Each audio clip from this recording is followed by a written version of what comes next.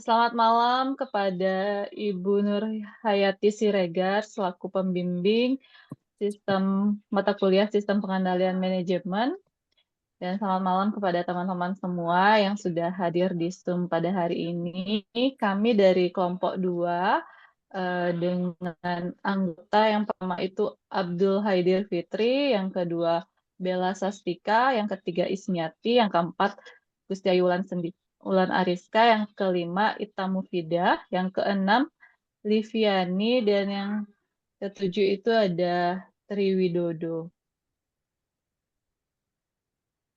Pada malam hari ini kami akan menjelaskan mengenai tugas semester Sistem Pengendalian Manajemen. Yang pertama itu adalah apa saja pengendalian manajemen yang telah diterapkan oleh PT Panarub Industri untuk mengelola risiko penurunan permintaan global dan sejauh mana pengendalian tersebut efektif. Nah, PT Panarub Industri telah menerapkan beberapa pengendalian manajemen untuk mengelola risiko penurunan permintaan global. Yang antara lain, yang pertama itu ada efisiensi. PHK massal, meskipun merupakan langkah terakhir, PHK massal menjadi salah satu upaya efisiensi yang diambil untuk mengurangi biaya operasional dan menjaga kelangsungan perusahaan di tengah menurunnya permintaan. Yang kedua itu adalah pemotongan upah. Sebelumnya perusahaan juga melakukan pemotongan upah kepada karyawan sebagai upaya efisiensi selama pandemi COVID-19. Selanjutnya itu ada pencegahan PHK. Mengikuti surat edaran Menaker Trans, PT Panarub Industri menyatakan telah mengikuti surat edaran Menaker Trans nomor SE strip 907 garing MEN garing PHI strip PPHI garing X garing 2004 tentang pencegahan PHK massal sebelum akhirnya mengambil keputusan PHK. Ini menunjukkan adanya upaya untuk meminimalisir PHK dengan mencari alternatif lainnya. Selanjutnya, meskipun telah melakukan upaya pengendalian, efektivitas masih dipertanyakan dikarenakan yang pertama, PHK massal tetap terjadi meskipun telah melakukan upaya pencegahan. PHK massal mengindikasikan bahwa upaya pencegahan tidak cukup efektif untuk mengatasi penurunan permintaan. Dampaknya apa pada karyawan? Yang pertama, PHK massal dan pemotongan upah memberikan dampak negatif pada karyawan dan menimbulkan protes dari serikat buruh. Hal ini menunjukkan perlunya pertimbangan yang lebih matang terhadap dampak sosial dari keputusan manajemen. Keberlangsungan perusahaan belum jelas apakah PHK massal akan cukup efektif untuk menjaga keberlangsungan perusahaan dalam jangka panjang. Perusahaan perlu memikirkan strategi jangka panjang untuk menghadapi dinamika pasar global. Rekomendasi untuk PT Panarub Industri perlu mengevaluasi dan meningkatkan efektivitas pengendalian manajemennya.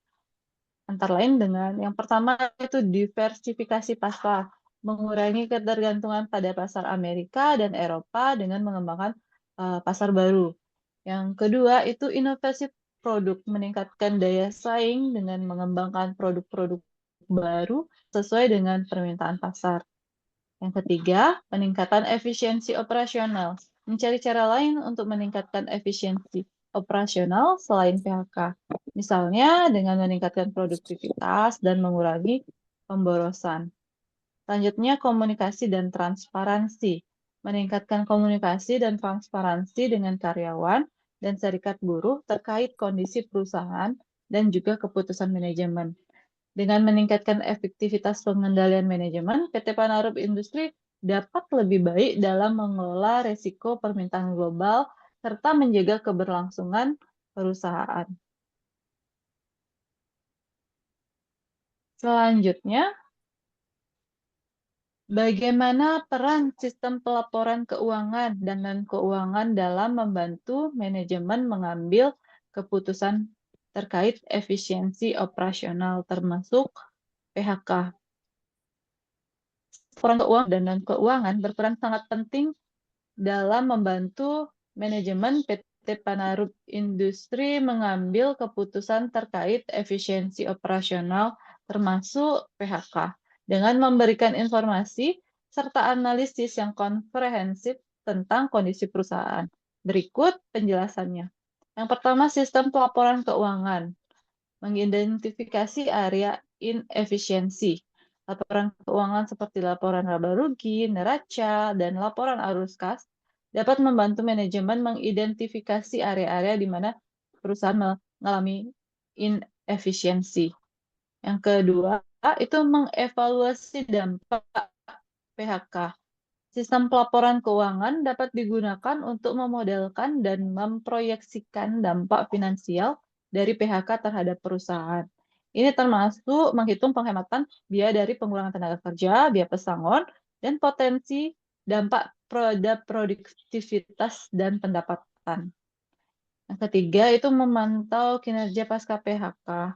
Setelah PHK dilakukan, laporan keuangan membantu manajemen memantau kinerja perusahaan, apakah PHK berhasil meningkatkan efisiensi dan profitabilitas atau justru menimbulkan dampak negatif.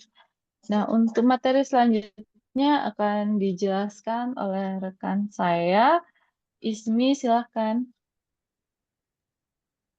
Baik, saya akan melanjutkan jawaban.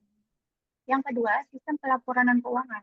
Mengukur produktivitas dan kinerja karyawan, data non-keuangan seperti tingkat agensi, tingkat turnover karyawan, jumlah produksi per karyawan, dan tingkat kepuasan karyawan dapat memberikan gambaran tentang produktivitas dan kinerja tenaga kerja.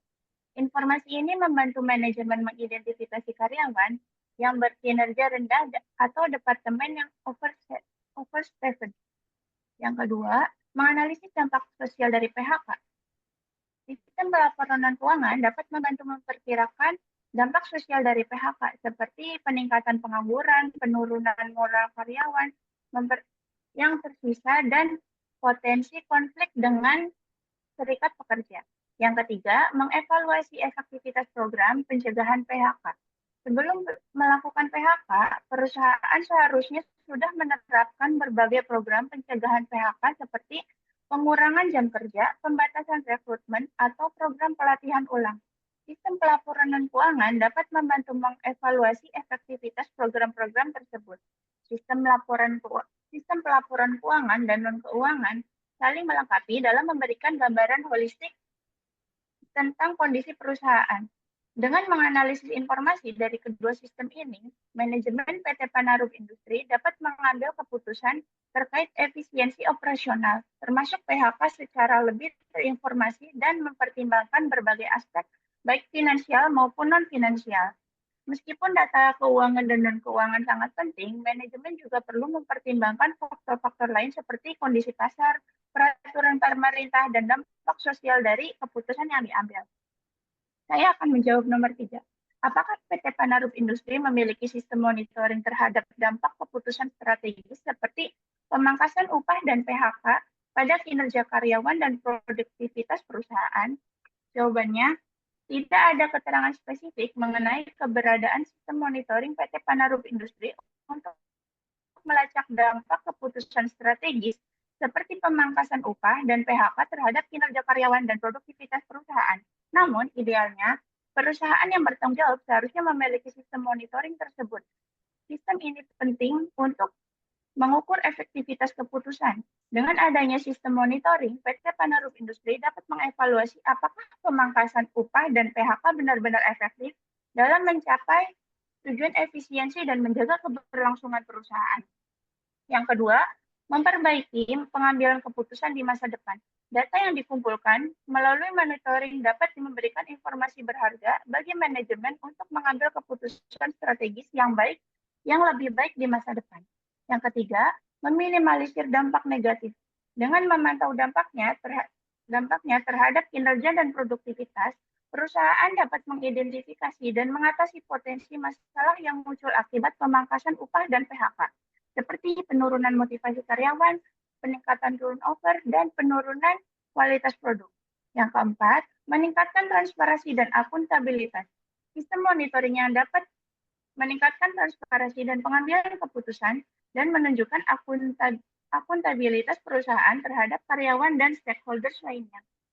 Beberapa indikator yang idealnya dipantau dalam sistem monitoring tersebut meliputi yang pertama, produktivitas karyawan, misalnya jumlah output per karyawan, tingkat kesalahan, dan efisiensi waktu. Yang kedua, kinerja keuangan seperti pendapatan, laba, dan biaya produksi. Yang ketiga, indikator sumber daya manusia, meliputi tingkat turnover karyawan, tingkat absensi, dan kepuasan karyawan. Meskipun tidak ada informasi mengenai sistem monitoring di PT Penarup Industri, penting bagi perusahaan untuk mempertimbangkan penerapan sistem semacam ini guna mengambil keputusan strategis yang lebih tepat dan bertanggung jawab. Baik, selanjutnya akan dilanjutkan oleh Kak Livian. Oke, selanjutnya saya akan menjawab pertanyaan nomor 4. Sejauh mana PT Hanarup Industri melibatkan karyawan dan serikat buruh dalam proses pengambilan keputusan untuk menghindari konflik yang berkepanjangan? PT Hanarup kurang melibatkan karyawan dan serikat buruh dalam proses pengambilan keputusan, terutama terkait pemotongan upah dan PHK. Berikut beberapa poin yang menunjukkan kurangnya keterlibatan tersebut. Yang pertama, pemotongan upah tanpa diskusi. Serikat buruh menyatakan bahwa pemotongan upah yang dilakukan tanpa diskusi dengan karyawan atau serikat buruh. Hal ini menunjukkan kurangnya transparansi dan komunikasi pihak perusahaan. Yang kedua, pihak massal. Meskipun perusahaan mengklaim telah melakukan langkah-langkah pencegahan PHK, faktanya PHK massal tetap terjadi. Ini mengindikasikan bahwa upaya pencegahan tersebut tidak efektif atau tidak melibatkan partisipasi aktif dari karyawan dan serikat buruh. Yang ketiga, alasan yang berbeda. Perusahaan memberikan alasan yang berbeda untuk pemotongan upah dan PHK. Awalnya pemotongan upah dilakukan sebagai upaya untuk mencegah PHK akibat dampak pandemi. Namun PHK terjadi dengan alasan penurunan pesanan akibat krisis global. Hal ini menimbulkan pertanyaan tentang konsistensi dan transparansi perusahaan dalam pengambilan keputusan. Kurangnya keterlibatan karyawan dan serikat buruh dalam proses pengambilan keputusan dapat menyebabkan konflik yang berkepanjangan, seperti yang terjadi pada kasus PT Hanarup Industri. Dampak yang terjadi tersebut antara lain adalah ketidakpercayaan karyawan dan serikat buruh merasa tidak dihargai dan tidak dipercayai oleh perusahaan. Selanjutnya, demotivasi karyawan merasa tidak memiliki kontrol atas nasib merek di perusahaan yang dapat menurunkan motivasi dan produktivitas. Selanjutnya, konflik industrial.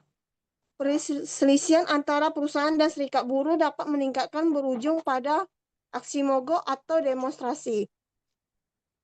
Selanjutnya, citra buruk reputasi perusahaan dapat tercoreng di mata publik dan investor. Untuk dapat menghindari konflik berkepanjangan, PT Hanarup seharusnya lebih proaktif dalam melibatkan karyawan dan serikat buruh dalam proses pengambilan keputusan. Beberapa yang dapat diambil di antara lain, yang pertama, membangun keputusan yang terbuka dan transparan, memberikan informasi yang jelas dan jujur kepada karyawan tentang kondisi perusahaan dan rencana ke depan. Yang kedua, melakukan dialog sosial, menyelenggarakan forum diskusi dan negosiasi dengan serikat buruh untuk mencari solusi bersama permasalahan yang dihadapi. Yang ketiga, menghargai pendapat karyawan, kesempatan kepada karyawan untuk menyampaikan aspirasi dan masukan mereka. Yang keempat, mencari solusi yang adil, mempertimbangkan dampak yang dari setiap keputusan karyawan dan mencari solusi yang adil dari semua pihak. Yang kelima, apakah perusahaan memiliki mekanisme feedback untuk mengevaluasi dan memperbaiki proses manajemen risiko, khususnya dalam situasi krisis ekonomi global? Pada ilustrasi tersebut, tidak disebutkan secara eksplisit mengenai mekanisme feedback yang dimiliki PT Hanarup Industri untuk mengevaluasi dan memperbaiki manajemen risiko mereka. Ada beberapa yang dapat dianalisis. Indikasi adanya mekanisme feedback. Yang pertama, langkah-langkah pencegahan PHK. PT Hanarup Industri menyatakan telah melakukan langkah-langkah pencegahan PHK sesuai rencana surat edaran Menakatrans sebelum melakukan PHK, ambil adanya indikasi resiko dan ambil langkah mitigasi. Yang kedua, penyesuaian terhadap penurunan order. Perusahaan melakukan PHK sebagai bentuk penyesuaian terhadap penurunan order. Ini menunjukkan adanya respon terhadap proses perubahan kondisi dan evaluasi terhadap strategi bisnis. Indikasi kurangnya mekanisme feedback yang efektif. Yang pertama, PHK masa berulang. Terjadinya PHK masa berulang baik di tahun 2020 maupun 2021 mengindikasikan bahwa langkah-langkah mitigasi risiko atau evaluasi strategi sebelum optimal. Yang kedua, kurangnya komunikasi dengan serikat buruh.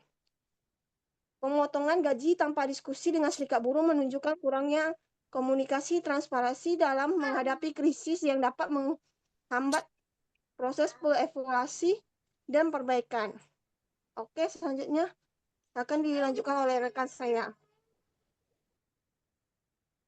Baik, slide selanjutnya.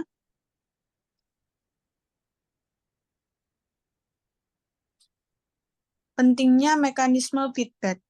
Mekanisme feedback yang efektif sangat penting bagi perusahaan. Yang pertama yaitu mengevaluasi efektivitas strategi manajemen risiko. Dengan mengumpulkan feedback dari berbagai pihak, termasuk karyawan dan serikat buruh, perusahaan dapat mengevaluasi apakah strategi manajemen risiko yang diterapkan sudah efektif. Yang kedua, mengidentifikasi area perbaikan. Feedback dapat membantu perusahaan mengidentifikasi area yang perlu diperbaiki dalam proses manajemen risiko. Yang ketiga, meningkatkan pengambilan keputusan. Dengan mempertimbangkan feedback, perusahaan dapat mengambil keputusan yang lebih tepat dan efektif dalam menghadapi krisis. Rekomendasi. PT Panarup Industri perlu memperkuat mekanisme feedback mereka dengan cara yang pertama yaitu membangun sistem pengumpulan feedback. Dengan membuat sistem yang terstruktur analisis terhadap feedback. Dengan menganalisis feedback yang terkumpul untuk mengidentifikasi area perbaikan dalam proses manajemen risiko. Yang ketiga,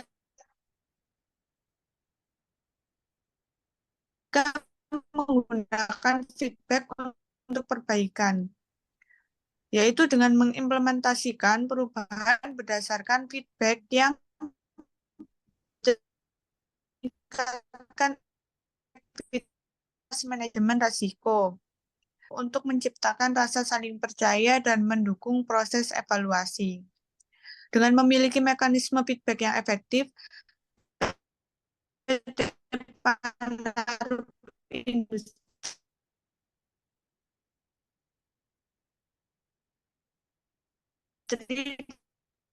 dapat meningkatkan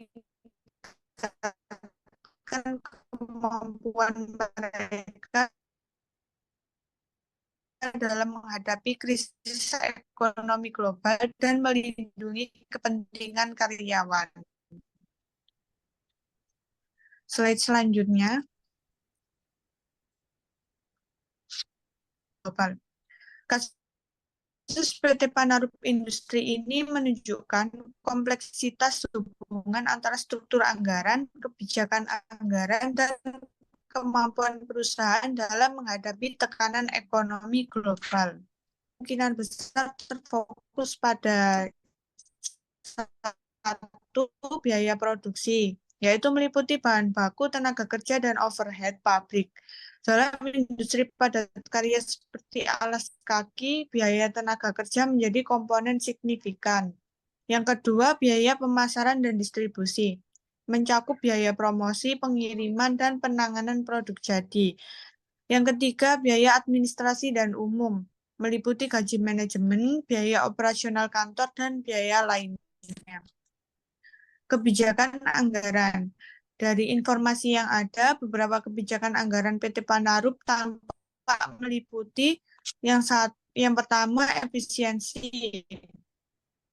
Penyerapan upah di masa pandemi juga menunjukkan upaya pengendalian biaya. Yang ketiga, fokus pada pasar ekspor. Perusahaan sangat bergantung pada permintaan dari Amerika dan Eropa. Slide selanjutnya.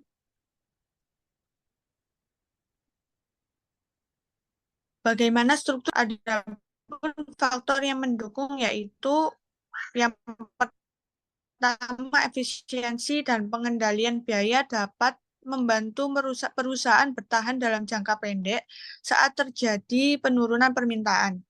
Yang kedua, adalah fokus pada pasar ekspor, sebelumnya mungkin telah mendorong pertumbuhan perusahaan.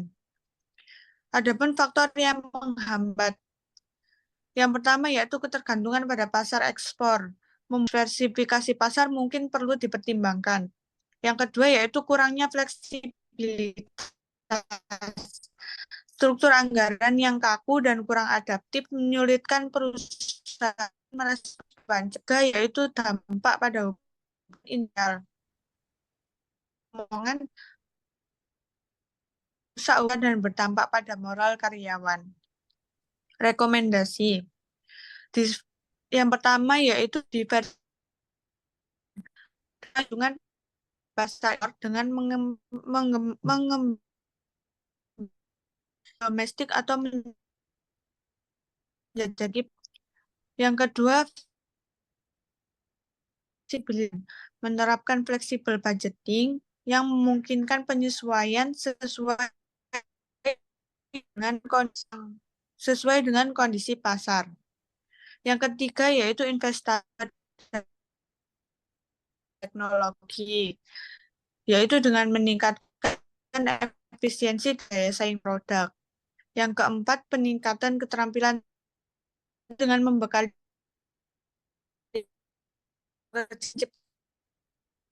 hubungan harmonis. Struktur dan kebijakan anggaran PT Panarup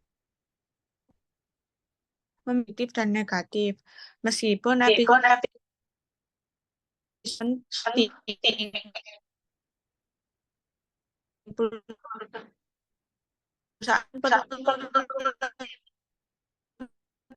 adaptif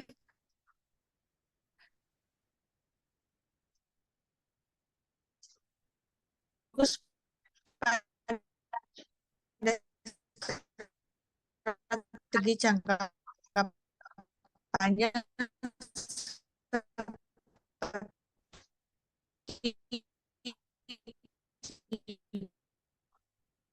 Oke, sudah ya Kak Ita. diversifikasi.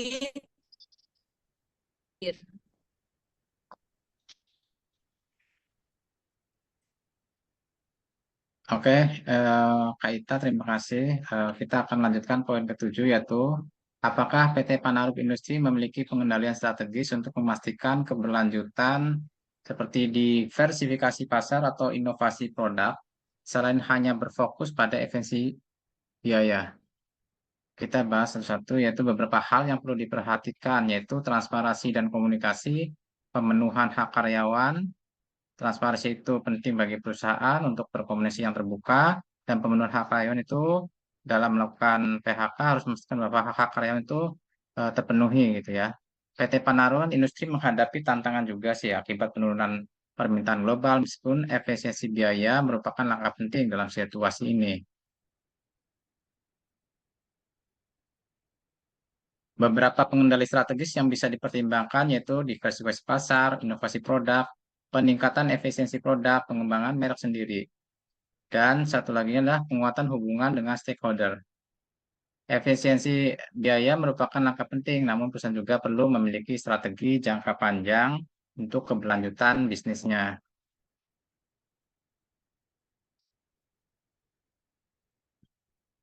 PT Panur Industri seperti perusahaan lain diwajibkan untuk mematuhi peraturan perundangan ketenagakerjaan, yaitu adalah dasar hukum. Salah satu dari pertanyaan bagaimana perusahaan memastikan kepatuhan terhadap peraturan perundang-undangan ketenagakerjaan saat melakukan PHK, yaitu Undang-Undang Nomor 13 Tahun 2003, Peraturan Pemerintah Nomor 35, Surat Edaran Menaktrans SE 907 Men PH PPHI Romawi 10/2004 tentang pencegahan PHK. Untuk selanjutnya mungkin akan dibacakan oleh saudara atau Kak Bella ya. Bismillah. Eh, berbicara mengenai upaya perusahaan dalam memastikan kepatuhan terhadap peraturan perundang-undangan ketenagakerjaan di saat perusahaan melakukan PHK massal, ada beberapa kewajiban perusahaan PT Panarup Industri yang mesti dilakukan, diantaranya melakukan upaya pencegahan PHK secara semaksimal mungkin, seperti efisiensi, pelatihan ulang, dan penempatan di bagian lain. PHK massal ini seharusnya boleh dilakukan sebagai upaya terakhir saja. Kewajiban yang kedua, melakukan musyawarah dengan serikat pekerja atau buruh untuk mencapai kesepakatan dengan serikat pekerja atau buruh sebelum melakukan PHK.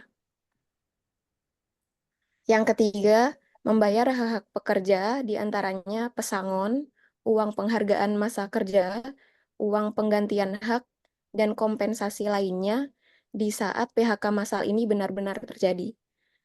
Yang keempat, melaporkan PHK kepada instansi terkait oleh perusahaan yang berencana melakukan PHK.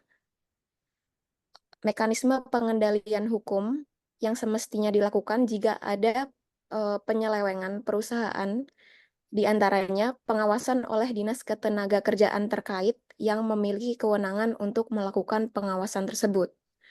Yang kedua, penyelesaian perselisihan hubungan industrial jika nantinya terjadi dapat dilakukan dengan cara mediasi, konsiliasi, arbitrase, atau pengendalian hubungan industrial lainnya. Yang ketiga, perusahaan yang melanggar ketentuan perundang-undangan ketenagakerjaan dalam melakukan PHK dapat dikenakan sanksi administratif seperti halnya teguran, denda, atau pencabutan izin. Kembali lagi kepada objek pembahasan kali ini, yaitu PT Panarup Industri. Dari informasi di atas, PT Panarup Industri ini menyatakan telah melakukan upaya pencegahan PHK dan telah berkoordinasi dengan Dinas Ketenagakerjaan. Namun, terdapat protes dari terkait serikat pekerja yang menuntut agar hak-hak pekerja dipenuhi dan proses PHK dilakukan sesuai dengan peraturan. Dari hal tersebut, tantangan yang mungkin akan dihadapi oleh PT Panarup Industri di antaranya kondisi ekonomi global. Penurunan permintaan global menjadi tantangan besar bagi industri manufaktur, termasuk PT Panarup Industri ini sendiri yang berujung pada PHK massal. Yang kedua, tantangan yang mungkin diperoleh yakni kepatuhan terhadap peraturan. Memastikan kepatuhan terhadap semua peraturan perundang-undangan ketenagakerjaan dalam situasi ini sulit seperti merupakan tantangan yang tersendiri. Dapat disimpulkan, PHK massal merupakan langkah terakhir yang seharusnya diambil oleh perusahaan setelah melakukan berbagai macam upaya. Perusahaan harus memastikan bahwa proses PHK dilakukan sesuai dengan peraturan perundang-undangan yang berlaku.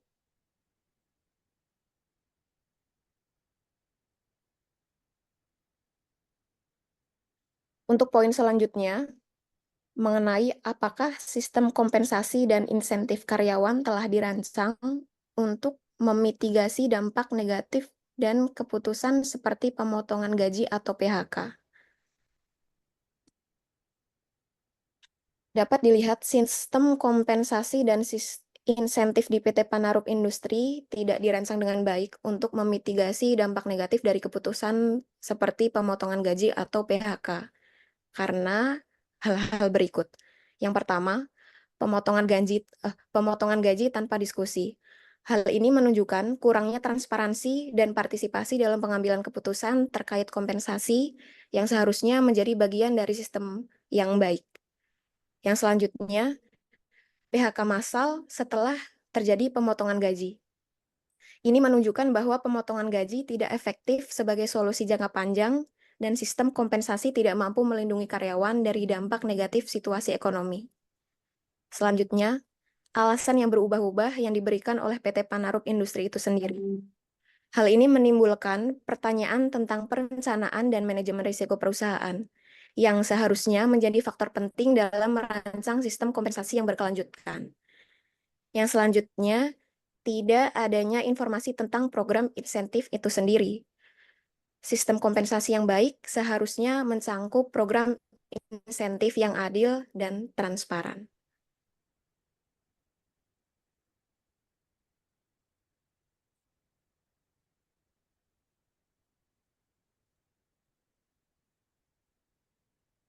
Izin langsung ya mungkin ya Mas Saidir ya berarti ya. Iya, Oke, mungkin langsung aja. melanjutkan dari Mbak Bella terkait pertanyaan nomor 9. Apakah sistem kompensasi dan insentif karyawan telah dirancang untuk memitigasi dampak negatif dari keputusan seperti pemotongan gaji atau PHK? Nah, sistem kompensasi dan insentif di PT Panarup Industri tampaknya lebih berfokus pada penghematan biaya daripada kesejahteraan karyawan. Dibuktikan dengan kurangnya transparansi, partisipasi, dan perencanaan jangka panjang dalam sistem kompensasi yang mengakibatkan dampak negatif yang signifikan bagi karyawan seperti pemotongan gaji saat pandemi dan juga PHK massal. Nah, kemudian saran untuk PT Panarup Industri sendiri, nah ini perlu meninjau ulang sistem kompensasi dan insentif mereka agar lebih adil, transparan, dan berkelanjutan. Nah, beberapa hal yang perlu dipertimbangkan, yang pertama, yaitu keterlibatan karyawan dan serikat pekerja dalam pengambilan keputusan, terutama terkait pemberian kompensasi dalam hal PHK karyawan. Kemudian yang kedua, merancang program insentif yang memotivasi karyawan sehingga karyawan lebih giat seperti itu. Kemudian untuk nomor 3, meningkatkan transparansi dalam penggajian dan pembagian keuntungan. Kemudian yang terakhir, mengembangkan strategi jangka panjang untuk menghadapi dinamika ekonomi global, sehingga jika misalkan di PT Panarup kan sendiri dia PHK karena kurangnya permintaan ekspor dari Amerika dan Eropa, seharusnya dia mengambil seperti pemasaran lain misal di Asia dan sebagainya, sehingga tidak berdampak negatif pada karyawan. Nah, dengan memperbaiki sistem kompensasi dan insentif, PT Panarup Industri dapat menciptakan hubungan industrial yang lebih harmonis dan meningkatkan kesejahteraan karyawannya. Kemudian untuk pertanyaan yang terakhir, bagaimana peran budaya, organisasi, dan etika dalam proses pengambilan keputusan strategi yang melibatkan karyawan, dan apakah hal ini sudah menjadi bagian dari pengendalian manajemen perusahaan? Dari kasus PHK massal di PT Panarup Industri sendiri menyoroti pentingnya peran budaya organisasi dan etika dalam mengambil keputusan, terutama yang berdampak pada karyawan. Berikut terkait analisisnya terkait peran budaya, organisasi, dan etika. Yang pertama terkait menciptakan lingkungan yang saling percaya. Nah, di sini kita lihat seharusnya ada hubungan saling percaya antara manajemen dan karyawan. Namun dalam kasus PT Panarup sendiri, dia seperti acuh tanpa komunikasi dengan karyawannya terkait dengan pemotongan upah dan PHK-nya, sehingga di sini tidak tercipta lingkungan yang saling percaya. Kemudian yang kedua, mengutamakan kesejahteraan karyawan. Nah, etika bisnis yang baik itu menempatkan kesejahteraan karyawan sebagai prioritasnya.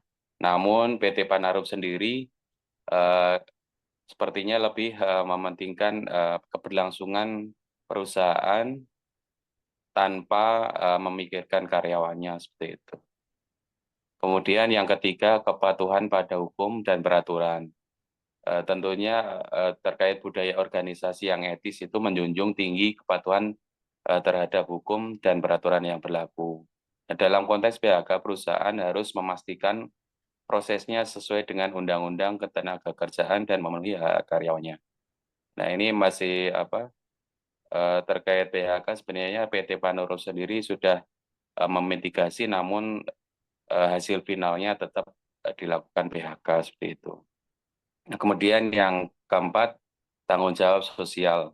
Nah, perusahaan memiliki tanggung jawab sosial terhadap karyawan dan masyarakat.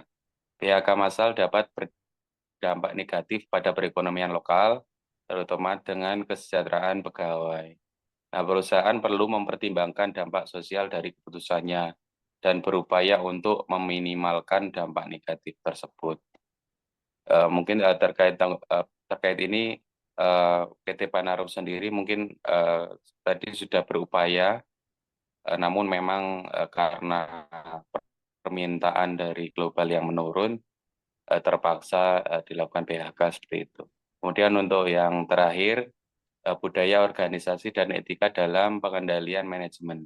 Nah, idealnya budaya organisasi dan etika bisnis yang kuat harus menjadi bagian integral dari sistem pengendalian manajemen perusahaan. Nah, ini berarti bahwa pertimbangan etika dan dampak sosial harus diintegrasikan dalam proses pengambilan keputusan strategis termasuk dalam hal pemberlakuan PHK seperti itu. Nah, kemudian apakah hal ini sudah menjadi bagian dari pengendalian manajemen PT Panarup Industri? Nah, berdasarkan analisa dan informasi yang tersedia, terdapat indikasi bahwa budaya organisasi dan etika mungkin belum sepenuhnya terintegrasi dalam pengendalian manajemen PT Panarup itu sendiri. Nah, beberapa hal yang mendukung indikasi ini antara lain, yang pertama terkait kurangnya komunikasi dan transparansi, itu dibuktikan dengan protes dari serikat buruh dan juga ketidakpuasan terhadap proses pengambilan keputusan terkait pemotongan upah dan PHK massal. Kemudian yang kedua, pemotongan upah yang kontroversial. Meskipun perusahaan mengklaim telah mengikuti aturan, pemotongan upah di masa pandemi dapat dianggap tidak etis, terutama jika dilakukan tanpa dialog dengan karyawan terlebih dahulu. Kemudian untuk yang ketiga, PHK massal. Nah, meskipun PHK mungkin tidak dapat dihindari dalam situasi ekonomi yang sulit, perusahaan seharusnya mengupayakan alternatif lain dan memastikan proses PHK dilakukan secara adil dan manusiawi. Kemudian kasus PT Panarup Industri ini menunjukkan pentingnya mengintegrasikan budaya organisasi dan etika bisnis dalam pengambilan keputusan strategis dan sistem pengendalian manajemen. Nah, perusahaan perlu membangun budaya yang memprioritaskan kesejahteraan karyawan, kemudian komunikasi yang terbuka, saling percaya tadi, dan kepatuhan terhadap hukum, sehingga dapat mengambil keputusan yang bertanggung jawab dan berkelanjutan. Mungkin itu presentasi dari kami. Sekian dan terima kasih. Mungkin ada tambahan dari Mas Mbak di sini mungkin. Mungkin kalau sudah tidak ada, saya mewakili teman-teman di sini mengucapkan terima kasih dan mohon maaf jika terdapat kesalahan dalam presentasi kali ini. Sekian dari kelompok 2. Assalamualaikum warahmatullahi wabarakatuh. Selamat malam. Terima kasih. Waalaikumsalam warahmatullahi wabarakatuh.